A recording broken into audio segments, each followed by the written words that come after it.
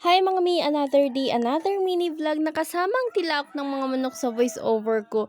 Huy! Kayo rin po ba mga mi nag-uulam ng mga masasarap kapag ka nga nagkakaroon kayo at medyo maluwag-luwag? Minsan kailangan talaga natin mag-ulam din ng mga masasarap mga mi dahil deserve naman natin kasi pinagpapaguran naman natin ito. Hindi rin naman palagi mga mi kaya naman sulitin yung mga ganitong pagkakataon na mabili nga rin natin yung mga gusto nating ulamin. Linggo nga ito mga mi at imbis nga po lumabas kami, nagluto na lang nga ako dito sa bahay para naman masulit nga. Ito nga po't naglaga ako ng baboy dito, tsaka ko na nga po pala ito tinimplahan at ipiprito kasi natin ito na parang ganito.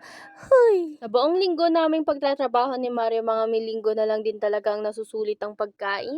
Kapag ka nga kasi lalabas kami mga mi at cravings namin ng ganitong uulamin, naku baka mahal at hindi talaga kakasyang pera namin.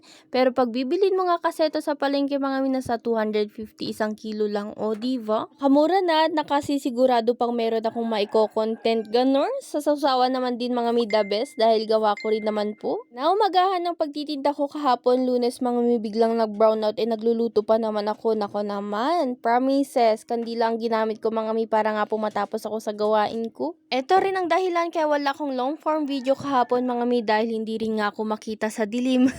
Biglaan nga rin yan mga mi at hindi inaasahan, buti na lang talaga nakapainit pa ng paligo yung anak ko. Sakto naka-charge naman itong cellphone ko na to mga mi kaya naman meron nga akong pang flashlight dito sa mga paninda ko. Dalawa-dalawa nang ang kala ng ginagamit ko dito mga mi para nga rin pumapabilis ako. Sa umaga nga po mga mi habang nulog pa yung anak ko nagmamadali rin talaga ako para nga po matapos ko ng maaga itong mga paninda ko. Meron yung araw mga mi na minsan natatapos ko at nakakapaghugas pa ako, pero meron din yung minsan mga mi na nagmamadali talaga akong pupunta sa school dahil late na rin. Hindi talaga madali at hindi biro mga mi na kung saan meron tayong small business tas meron pa tayong mga anak at talaga namang mahirap rin talaga pagsabay-sabayin mga mi, pero carry lang as long as nga sabi ko wala tayong sakit ay for the go. Yun lang po mga mi for today's video. Salamat sa inyong panonood. Bye bye. Mwah!